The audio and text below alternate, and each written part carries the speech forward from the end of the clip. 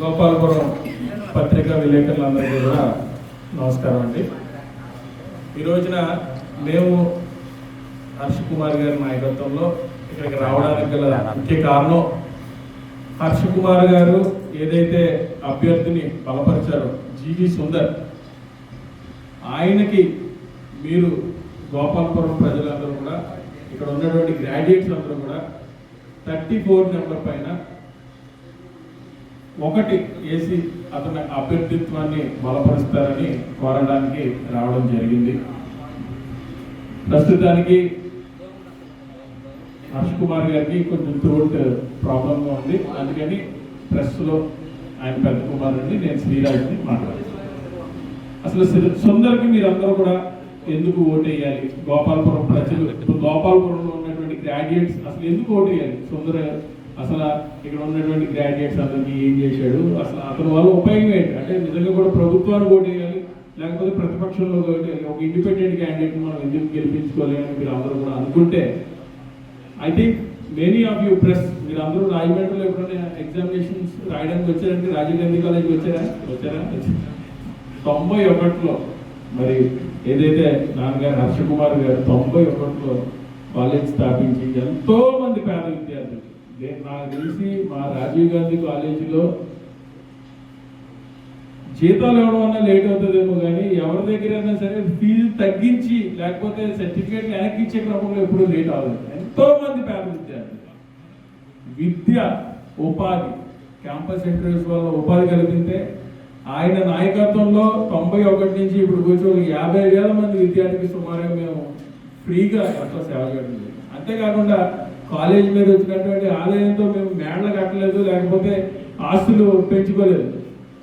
ఎప్పుడూ కూడా free service, ప్రతిదీ ఫ్రీ సర్వీస్ ఓరియంటేషన్తోనే ఉన్నాం తప్పించి మేము లగ్జరీస్కి ఎప్పుడు, ఆఖరికి నిన్నగాక మొన్న కరోనా టైంలో కూడా ఎంతో మంది కార్యకర్తలకు మేము చేసాం. అయితే సుందర్కి ఎందుకు ఓటేయాలి? సరే హర్ష్ కుమార్ గారు అబ్బాయి పక్కన పెడితే సుందర్కి ఎందుకు ఓటేయాలి? ఈ రోజున కంప్యూటర్ విద్యని రాజమండ్రి తీసుకొచ్చింది ఘనత ఒక ప్రైవేట్ ఎడ్యుకేషన్ ఇన్స్టిట్యూట్స్లో మా ఫాదర్ 91లోనే 100 కంప్యూటర్లతో కంప్యూటర్ ల్యాబ్ స్టార్ట్ చేసి విశాఖపట్నం, హైదరాబాద్ వెళ్ళి అక్కడ విద్యార్థులు కంప్యూటర్ విద్యకి నగరాలు వెళ్ళే పరిస్థితి ఉన్నప్పుడు రాజమండ్రికి కంప్యూటర్ విద్యను తీసుకొచ్చింది ఘనత మా ఫాదర్. అయితే ఈ రోజున కాంపిటేటివ్ ఎగ్జామ్స్కి రాజమండ్రిలో కానీ టీసీఎస్ సెంటర్ లేకపోతే ఖచ్చితంగా ఉభయ గోదావరి జిల్లాలో ఉన్నటువంటి ప్రజలు విశాఖపట్నం, విజయవాడ వెళ్ళి కాంపిటేటివ్ ఎగ్జామ్స్ రాసే పరిస్థితి. తను ఒక సైనికుడిలాగా నించుని ఆ ప్రాజెక్టుని నించోబెట్టి ఈరోజు కొన్ని లక్షల మందికి ఆర్థికంగా కూడా సహాయం చేసినట్టే. ఎందుకంటే కొన్ని లక్షల మంది విద్యార్థులు ఈ రోజున ఇక్కడ టీసీఎస్లో రాస్తున్నాడు. ఇంత డైరెక్టర్ హర్ష కుమార్ గారు మా రాజీవ్ గాంధీ విద్యా సంస్థలో ఉన్నటువంటి ఒక బిల్డింగ్ ఫ్రీగా సందర్శించి నువ్వు అక్కడ ప్రాజెక్టుని స్థాపించు, అది ప్రతి కాలేజీకి వచ్చే ప్రాజెక్టే, నువ్వు నించుని దాన్ని బలపరచు అని అంటే రాత్రి అనగా పగలనగా కష్టపడి అక్కడ నించుని అప్పు చేసి ఆ ప్రాజెక్టుని నించోబెట్టి ఈ రోజున కొన్ని లక్షల మంది విద్యార్థులకి అక్కడ ఎగ్జామ్ రాసే వెసులుబాటు తీసుకుని వచ్చాడు.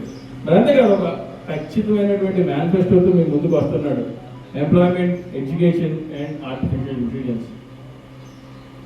ఇప్పటి వరకు కూడా సుందర్కి రాజకీయాలకి ఏ విధమైనటువంటి సంబంధం లేదు. కానీ మా నాన్నగారు చేస్తున్నటువంటి పోరాటంలో మా ఫ్యామిలీ పడుతున్నటువంటి స్ట్రెస్ ఏదైతే ఉందో దాంట్లో వన్ ఆఫ్ ద పాత్ర సుందర్. పొద్దున్న నుంచి సాయంత్రం వరకు ఇంటికి వచ్చే వరకు మా అందరికీ కూడా టెన్షనే. ఆయన ఆరోగ్యం చూసుకోవడం కానీ, ఎందుకంటే మా ఫాదర్ ఎన్ని ప్రజా పోరాటాలు చేస్తున్నారు. ఎక్కడన్నా చిన్న అట్రాసిటీ జరుగుతుంటే శ్రీకాకుళం నుంచి కర్నూలు వరకు బై రోడ్ వెళ్తున్నారు. ఎన్నో పోరాటాలు చేస్తున్నారు. ఎంతో బలహీన వర్గాలకి అండగా నడుస్తున్నటువంటి వ్యక్తి. మరి అలాంటి ఒక కుటుంబం నుంచి వచ్చినటువంటి అభ్యర్థిని మీరు బలపరచడం ద్వారా ఖచ్చితంగా ప్రజలతోనే ఉంటాడు, ప్రజలకి సేవ చేస్తాడు, ప్రజలతోనే ఉంటాడు. ఖచ్చితంగా గోపాలపురంలో ఉన్నటువంటి గ్రాడ్యుయేట్స్ అందరూ కూడా ఖచ్చితంగా మీరు అందరూ సుందర్ని బలపరచడంతో కోరుతాం. ఇకపోతే కూటమి ప్రభుత్వం, ఈ కూటమి ప్రభుత్వం ఎంత విఫలం చెందింది? ఏ ప్రామిసులన్నా మినిమం హానర్ చేశారా? వాళ్ళ మేనిఫెస్టో ఒక పూటకం, వాళ్ళ మేనిఫెస్టో ఒక అబద్ధం, వాళ్ళ మేనిఫెస్టో ఒక వేస్ట్ పేపర్. ఖచ్చితంగా కూడా వాళ్ళు ఇస్తానన్నటువంటి ప్రామిసెస్ ఏది కూడా వాళ్ళు అమలు చేయలేదు, పూర్తిగా విఫలం చెందారు. ఇది ప్రజలందరికీ తెలుసు, నేను కొత్తగా చెప్పేది ఏమీ కాదు. సూపర్ 6 అమలు చేశారా? అసలు చంద్రబాబు నాయుడు గారి అబ్బాయి లోకేష్ గారు అయితే 2025 జనవరి 1 కల్లా జాబ్ క్యాలెండర్ మేము కానీ విడుదల చెయ్యకపోతే ఎట్టి పరిస్థితుల్లో మేము మీ దగ్గరికి వచ్చి ఓటు అడగము, మేము అసలు ఓటే అడగము, ఓటు అడగడానికి మేము ప్రజల దగ్గరికి రాము అని అన్నాడు. మరి ఇప్పుడు తెలుగుదేశం ప్రభుత్వం ఏ ముఖంతో ఓటు అడుగుతున్నారు? అసలు మీకు ఓటు అడిగే హక్కు ఉన్నదా? అసలు మీకు ఓటు అడిగే నైతిక విలువలు ఉన్నాయా? గ్రాడ్యుయేట్స్ అసలు మీకు ఎందుకు ఓటు వేయాలి? తెలుగుదేశం ప్రభుత్వానికి ఎందుకు ఓటు వేయాలి? అసలు మా గురించి పక్కన పెట్టండి, ఎంత నీచమైనటువంటి రాజకీయం నడుస్తుందంటే ఆఖరికి వాళ్ళ సొంత కమ్మ సమాజ వర్గానికి చెందినటువంటి వంశీ పైన కూడా అట్రాసిటీ కేసు పెట్టి ఆనయించారంటే రాజకీయ కక్ష సాధింపులో భాగంగా రాజ్యాంగాన్ని ఎంత అపహేళన చేస్తున్నారు, రాజ్యాంగాన్ని ఎంత నీచంగా వాడుకుంటున్నారు. ఇది ఖచ్చితంగా రెడ్ బుక్ కాన్స్టిట్యూషన్ తప్పించి ఇది డాక్టర్ బాబాసాహెబ్ అంబేద్కర్ గారు రాసినటువంటి రాజ్యాంగం కానే కాదు. ఖచ్చితంగా రానున్న రోజుల్లో వీళ్ళు రిజర్వేషన్ల మీద పడతారు, రిజర్వేషన్లు ఎత్తే కుట్ర జరుగుతుందని. దాంట్లో భాగంగానే ఈ రోజున పార్టీలకి సంబంధం లేనటువంటి, ఏ రాజకీయ పార్టీకి సంబంధం లేనటువంటి ఈ గ్రాడ్యుయేట్ ఎమ్మెల్సీ ఎలక్షన్ లో అభ్యర్థిని పెట్టారంటే ఖచ్చితంగా వీళ్ళు రిజర్వేషన్లు ఎత్తేసే ప్రయత్నం చేస్తున్నారు. దాంట్లో భాగంగానే ఖచ్చితంగా అక్కడ వ్యతిరేక వాయిస్ వినిపించకూడదు, కూటమి వాయిసే వినిపించాలి అన్న కుట్ర కూడా జరుగుతున్నది. మీరు అందరినీ కూడా గమనించుకున్నది. కూటమి అభ్యర్థి కానీ నగ్గాడంటే ఎట్టి పరిస్థితుల్లో రిజర్వేషన్లు ఎత్తేస్తారు, ఎట్టి పరిస్థితుల్లో వర్గీకరణ కూడా అమలు చేస్తారు. ఇవన్నిటినీ కూడా మిమ్మల్ని దయచేసి గమనించమని అడుగుతున్నాను. గ్రాడ్యుయేట్స్ ఒక్కరే దీన్ని నిజంగా కూడా అర్థం చేసుకోగలరు, సామాన్య ప్రజలకు అర్థం అవ్వదు. ఈ గ్రాడ్యుయేట్స్ ఎన్నికల్లో మీకు అర్థమయ్యి మీరు కానీ కూటమి ప్రభుత్వాన్ని గద్దెని దింపారంటే ఈ ఒక్క ఎలక్షన్లో ఖచ్చితంగా this is going to be one example. And ప్రజలు కూడా దీన్ని బట్టి ఏం జరుగుతుంది అనేది అర్థం చేసుకుంటారని కోరుకుంటూ సెలవు తీసుకుంటాం. పెద్దలు కూడా ఎవరితో మాట్లాడుతుంటారు, నాయకులతో మాట్లాడు.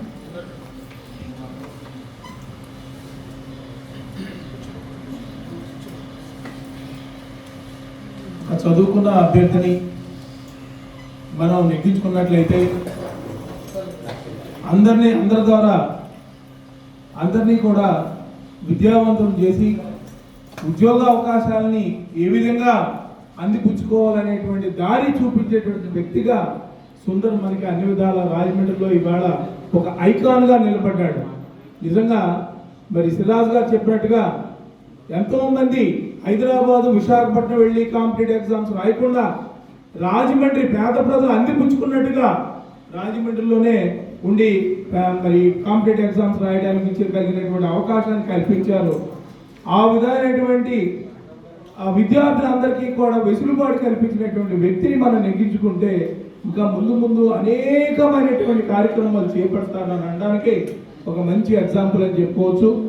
మరి ముఖ్యంగా మరి పోరాట పటిమ నుండి వచ్చినటువంటి పోరాట యోధుల కుటుంబాల నుండి వచ్చినటువంటి వ్యక్తి మరి దేనికైనా కూడా ముందుండి ప్రతి విషయాల్లో కూడా అండగా విద్యార్థులకు కానీ ఉద్యోగస్తులకు కానీ పెన్షనర్స్ కానీ తర్వాత దళితులకు కానీ అందరికీ కూడా అండగా ఉంటాడనేటువంటి ధైర్యాన్ని మీకు అందిస్తూ మరి ఆయన యొక్క వ్యక్తిత్వాన్ని గమనించి ఆయన్ని నెగ్గించుకొని మన బలపరిచి మన హర్ష్ కుమార్ గారు బలపరిచినటువంటి క్యాండిడేట్ మన జీవి సుందర్ గారిని నెగ్గించినట్లయితే ముందు అనేక కార్యక్రమాలు చేపడతారని చెప్పేసి సాహసోపేతంగా ముందుకు వచ్చి మన అందరికీ అండగా నిలుస్తారని మరి ఘంటాపదంగా మీకు చెప్పడం జరుగుతుంది.